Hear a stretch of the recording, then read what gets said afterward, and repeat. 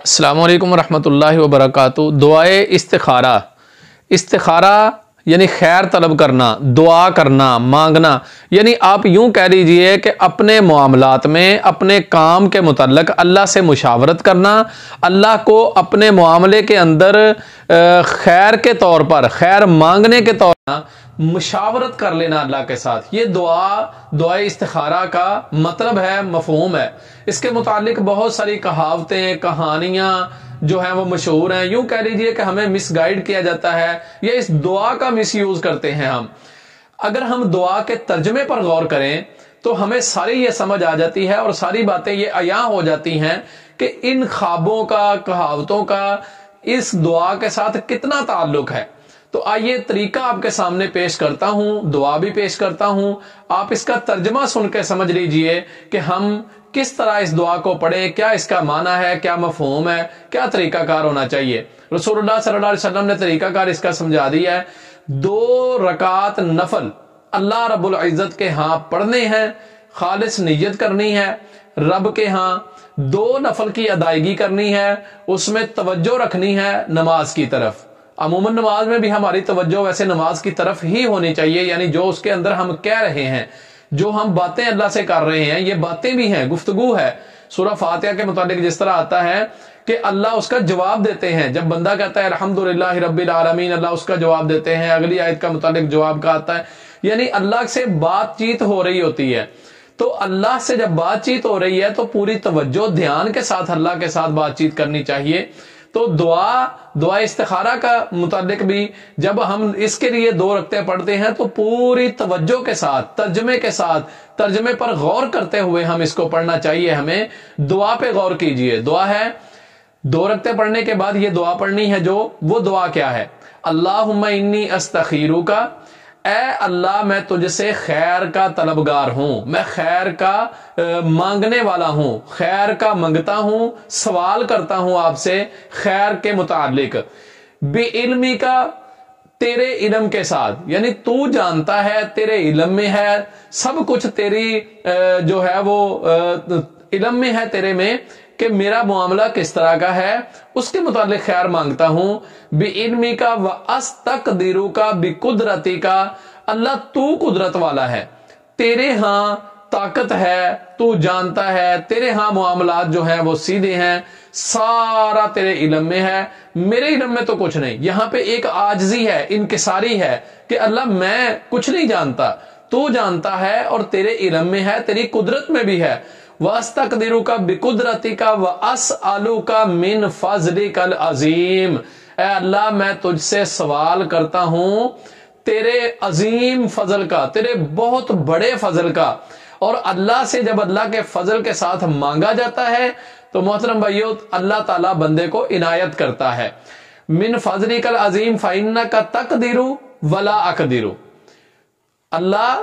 میں نہیں قدرت رکھتا، نہ میں جانتا ہوں۔ فإنک تقدر، تو قدرت رکھتا ہے اور میں قدرت، وتعلم اور تو جانتا ہے، ولا اعلم میں نہیں جانتا۔ یعنی ایک ایک لفظ کے اندر انکساری ہے، عاجزی ہے۔ فإنک تقدر ولا اقدر وتعلم ولا اعلم وانت علام الغیوب، اور اللہ تو بہت خوب، بہت اچھی طرح جاننے والا ہے غیب کے علم کو۔ اللہم ان کنت تعلم، اے اللہ اگر تیرے علم میں ہے، تو جانتا ہے، ان ھذا الامر، میرے اس معاملے کو، یہ جو معاملہ کوئی بھی ہو سکتا ہے، کسی سفر کے متعلق ہم استخارہ کر رہے ہیں، شادی بیاہ کے متعلق استخارہ کر رہے ہیں، کاروبار کے متعلق استخارہ کر رہے ہیں، کسی جاب کو چھوڑتے وقت استخارہ کر رہے ہیں، دنیا کا میں کہتا ہوں کوئی بھی کام ہے اس کے متعلق آپ استخارہ کر رہے ہیں، تو اس کام کو ذہن میں رکھ کے آپ کہہ سکتے ہیں کہ ان ھذا الامر، اللہ میرا یہ معاملہ اگر بہتر ہے، ان ھذا الامر خیر لی فی دینی و معاشی، اللہ میری معاشی کے لیے بھی، میری گزران یعنی روزی روٹی کے لیے بہتر ہے، اور اللہ اگر تو جانتا ہے کہ میرا یہ معاملہ میرے دین کے لیے بہتر ہے، یعنی اس میں مجھے دینی طور پر کوئی نقصان نہیں ہے، معاشی طور پر نقصان نہیں ہے۔ ان کنت تعلم ان ھذا الامر خیر لی فی دینی و معاشی و عاقبت امری، اور میرے آخرت کے انجام کے لیے بھی بہتر ہے، تو پھر کیا ہے کہ اللہ فقدرہ لی ویسرہ لی ثم بارک لی فی، اللہ پھر اس کو میرے مقدر میں کر دے، میری قسمت میں کر دے، اور میرے لیے اس کے معاملات، اس کے رستے وہ آسان کر دے، پھر اس میں تو اپنی طرف سے برکت بھی نازل کر دے۔ کتنی پیاری دعا ہے، یقین جانیے۔ ثم بارک لی فی، آگے پھر وَإِن كُنْتَ تَعْلَمُ، اور اگر اللہ تو جانتا ہے کہ میرا یہ معاملہ، یہ کام بہتر نہیں ہے، یعنی شر لی فی دینی و معاشی و عاقبت امری، اگر میرے دین کے لیے اچھا نہیں ہے، اگر میری روزی روٹی کے لیے اچھا نہیں ہے، اگر میرے آخرت کے انجام کے لیے اچھا نہیں ہے، تو پھر کیا ہے؟ پھر وعاقبت امری فاصرفہ انی واصرفنی عنہ، پھر اللہ اس معاملے کو مجھ سے دور کر دے، مجھے اس معاملے سے دور کر دے، کوئی بھی ایسی رکاوٹ پیدا کر دے کہ میری یہ قسمت میں ہی نہ ہو، میرے مقدر سے ہی ہٹا دے اس کو۔ فاصرفہ انی واصرفنی عنہ واقدر لی الخیر،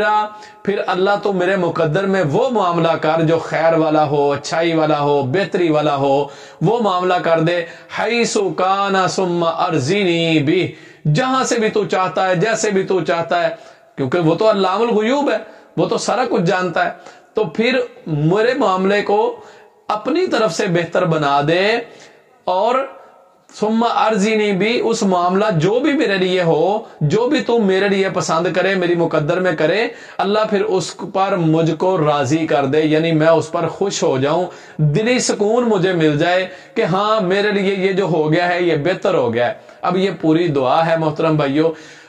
یہ دعا اس ترجمے پر غور کیجئے، یہاں پہ نہ کسی خواب کا ذکر ہے، نہ کسی کہاوت کا، نہ کسی ادھر ادھر کی اور بات کا۔ یہ 2 رکعتیں پڑھنے کے بعد اللہ کے ساتھ مشورہ ہو گیا، دعا پڑھ لی، اللہ کے ہاں اپنا سائل بن کے سوال رکھ دیا، اب اس کے بعد جو بہتر دل کو لگتا ہے بس کر دیجئے،